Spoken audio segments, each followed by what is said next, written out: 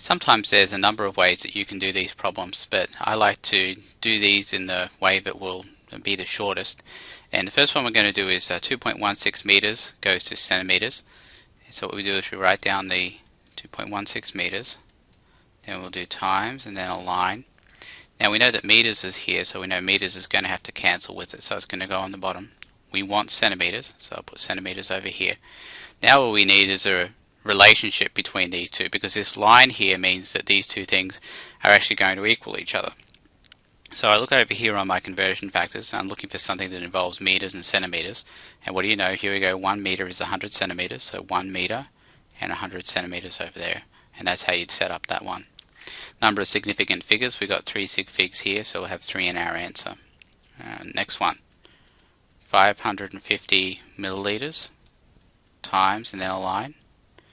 Now we know milliliters are going to have to cancel. We need liters, so liters goes on top. So I'll look over here for something that links liters and milliliters. There we go. 1 liter is 1,000 mils. 1 liter goes on top, 1,000 mils goes on the bottom.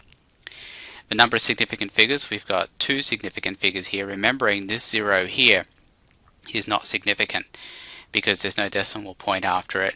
So we get 2 significant figures in our answer.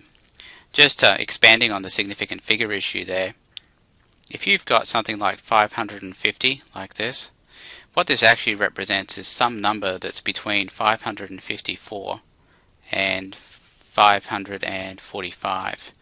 Whereas if I had this number 550 dot, that's actually a number between 550.4 and 449.5. So you can see the big difference there in the accuracy of those two numbers and the difference that this dot makes. It makes this 0 significant. It means that it really is just a number that lies over or what amounts to 0.9 as opposed to 9 places as for this one. Right, looking at this next one here, 634 grams goes to kilograms. So 634 grams times and then a line. Now we know grams goes on the bottom, we need kilograms, so kilograms goes on top. So looking at my conversions, I see 1 kilogram is 1,000 grams. And that's going to give me this answer, which is going to have 3 significant figures because we started with 3 significant figures. The next one, 0.432 liters goes to cc's. So do times and then a line. We know liters goes on the bottom to cancel liters.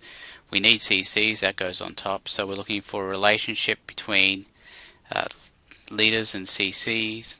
And there we go, 1 liter is 1,000 cc's or cubic centimeters. So 1 liter, 1,000 cc's. And you can see we've got 3 significant figures here. Remember, the leading zeros are never significant. And that gives us our final answer, which has 3 significant figures as well.